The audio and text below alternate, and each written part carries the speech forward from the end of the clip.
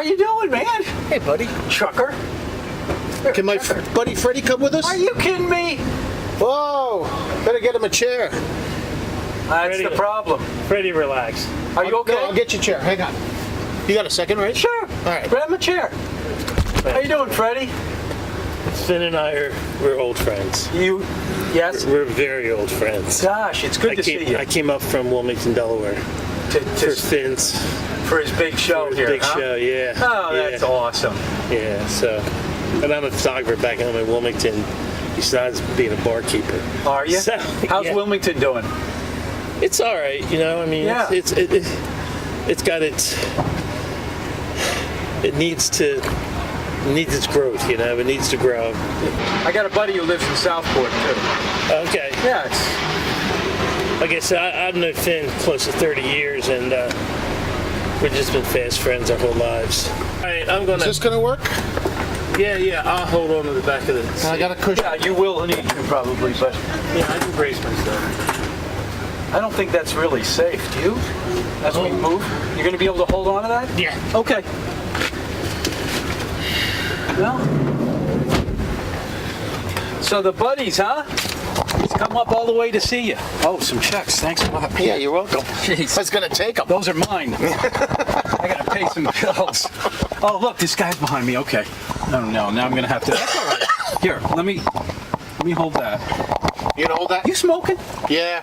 Is that part of the trucking job? Is Yeah.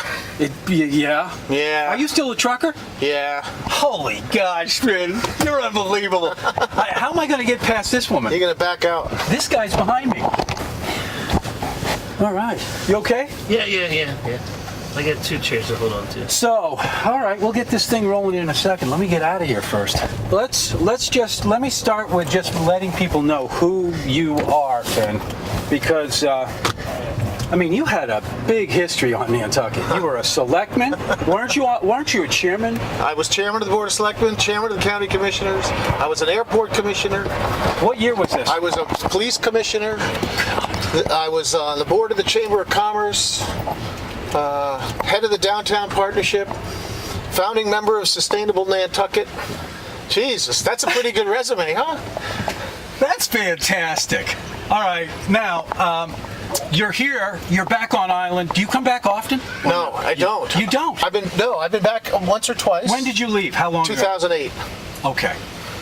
And so that's why did you leave? 9 years ago. Why did you leave?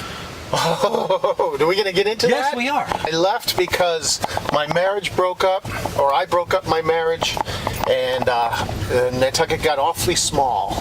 So I left and then moved out to Boulder, Colorado, and basically I took a match to my life here, Gino, and I lit the fuse. Did you want to? Was it something that you needed to do, or is it something that you said, you know what, I'm sick of this place? If I could say, it wasn't Nantucket so much. If I could say, if I had some, I didn't really know what I was doing at the time. Let's just call it a really bad midlife crisis. Okay. Yeah, I had no idea why and what was bothering me at the time. I've got a little more insight on it now, and I think I wanted to get out. Would you want to come back the way it is now? No, I don't think I'm going to move back to Nantucket. Not that I don't love Nantucket. How hasn't it changed though, Finn?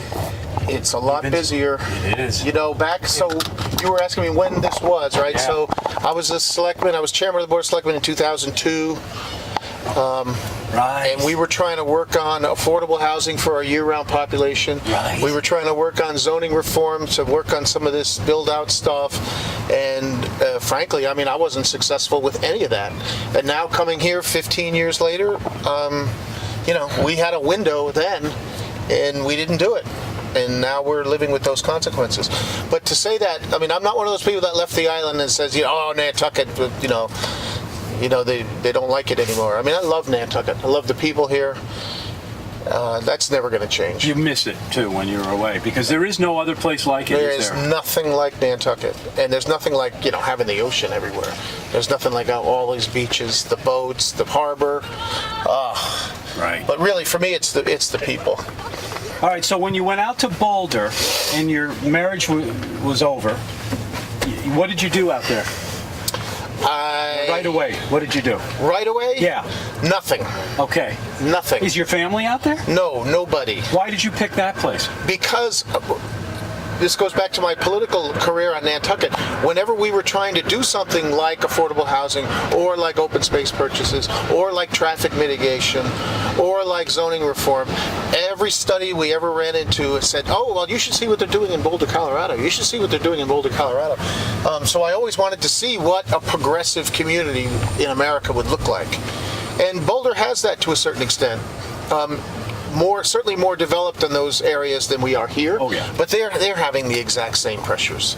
You have big money, competing against itself to the point where, the person who works for the town or the planning director or the entrepreneur like you is completely priced out by the guys from New Jersey. And in Boulder, they're priced out by the people from California, but it's the same dynamic. I see. All right, so you did nothing, but then you did what? So then I called my friend, who I had been a long-haul trucker with back in the 80s. And because I was completely unmoored. I didn't know what the hell to do with the rest of my life. So I did what anybody does who has a commercial driver's license. I went back on the road because I didn't want to face up to my responsibilities, and I didn't want to be serious about putting my life back together again. Did you drive to Boulder from Nantucket? Yep. You must like the road and... Well, in that respect, that was an escape. I mean, I just filled right. I filled up the That was an Highlander escape. with some clothes and then took off. So it was a tough time. So then I got a job back with this van line, moving people, and that's what I've been doing since late 2008, early 2009. But you're not really, you're an author now. But I'm still driving. I was driving the other day. I'm going back to do a job on the 30th of June. I'm moving some guy from Lakewood, Colorado to San Diego. So yeah, I'm doing the work. All right. I know, it's weird, huh? Well, no, it's great. Let's talk about where you come from. Where were you born? I was born in Cobb, Connecticut, outside of New York City. That's a fancy place.